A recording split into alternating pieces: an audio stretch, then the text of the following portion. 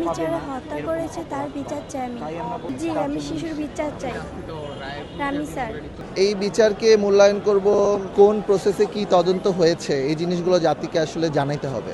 এই যে তারা যে তদন্ত করেছে, তারা যে আসামিদেরকে, অবশ্যই তারা তো প্রধান আসামি এবং এটার সাথে আর কেউ আছে কিনা, তারা কি এখান থেকে বেঁচে বের হয়ে গেল কিনা, এটাও আমাদের দেখার বিষয়। শিশু বলতে যে নারী শিশুই যে সবসময় এগুলো শিকার হচ্ছে তা না, পুরুষ শিশু এটাই বলতে চেয়েছেন তো। হ্যাঁ, আমরা দেখেছি নারী শিশু এবং পুরুষ শিশুর এই ধরনের নির্যাতনের শিকার হচ্ছে, কারণ যেহেতু সে ছোট থাকে, সে প্রতিবাদ করতে পারে না। আমরা দেখেছি 70-75 বছর বয়সী একজন নারীকেও ধর্ষণ করেছে। তো আমরা চাই প্রতিটা মানে ঘটনার বিচার হোক।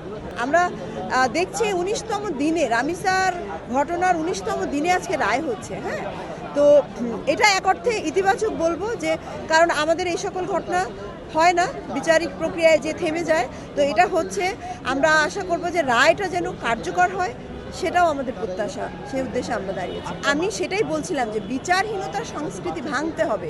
কারণ হচ্ছে যে নিম্ন আদালত থেকে একটা রায় হয়ে গেল, জনতুষ্টি হলো, হ্যাঁ জনগণ চাচ্ছে রায়, কিন্তু সেটা যদি উচ্চ আদালতে যেয়ে গতি কমে যায়, ধীরলয় হয়, তাহলে কিন্তু ওই বিচারিক যে প্রক্রিয়া সেটা ব্যাহত হয়, ন্যায় বিচার ব্যাহত হয়। আমি আশা করছি রামি স্যার হত্যাকারী দুইজন যারা আছে তাদের দুইজনের সর্বোচ্চ শাস্তি, কেননা তাদের দেখা দেখে আরও অনেকেই আমাদের মানে তাদের যদি সুষ্ঠুভাবে শাস্তি দেওয়া না হয়, আর তাদের দেখা দেখে আমাদের সমাজে আরও অনেকেই শিখবে, এবং এটার মানে শাস্তি যদি না হয় তাহলে হচ্ছে গিয়ে আরও 10 জন যারা আছে তারা ধর্ষণ করতে আগ্রহী বোধ করবে, যে আরে কিছুই তো হয় না, সমস্যা কী।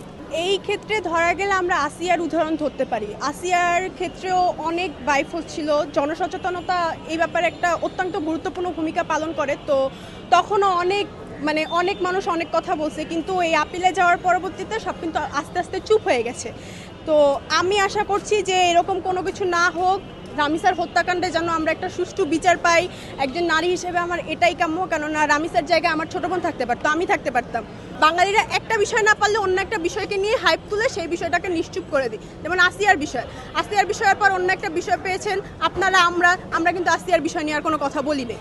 তো সেই রকমই রামি স্যার হত্যাকাণ্ড নিয়ে কথা চলতেছে, এর মাঝখানে রামি স্যার বাবাকে ঢুকায় উল্টাপাল্টা কথা বলে রামি স্যার ঘটনাকে ধামাচাপা দেওয়ার একটা চেষ্টা চালানো যাইতে পারে। আমি দেখবো যে দীর্ঘদিন ধরে বাংলাদেশে আসলে এই ধরনের প্রক্রিয়ায় চলমান।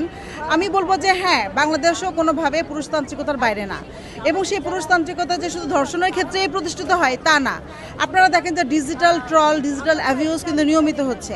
শুধু তাই না, একদম আমি মনে করি যে যারা এই ধরনের ঘটনা ঘটায় তারা জন্মের পর থেকে এই ধরনের ট্রেনিং পেয়ে আসতেছে। এখানে আসলে আমাদের বড় করে কাজ করতে হবে, এটা আমাদের পলিসিগতভাবে কাজ করতে হবে, আইনি প্রক্রিয়ায় কাজ করতে হবে, এবং আমাদের কাউন্সিলিংয়ের মধ্যে দিয়ে পরিবারের ছেলে শিশুদের কাউন্সিলিংয়ের মধ্যে দিয়ে এই সংস্কৃতিটা তৈরি করতে হবে। তাহলে আমার মনে হয় যে কোনোটা বিচার পাবে, কোনোটা বিচার পাবে না, কেউ ডিজিটাল ট্রল করে পার পেয়ে যাবে, কেউ ধর্ষণ করে পার পাবে না, এই কাজটাই আর হবে না। এইগুলো নিয়ে পড়াশোনা করা উচিত, এগুলো নিয়ে অনেক বেশি আলোচনা করা উচিত, স্কুল লেভেল, কিন্ডারগার্টেন লেভেল থেকে শুরু করে ইউনিভার্সিটি পর্যন্ত। আসলে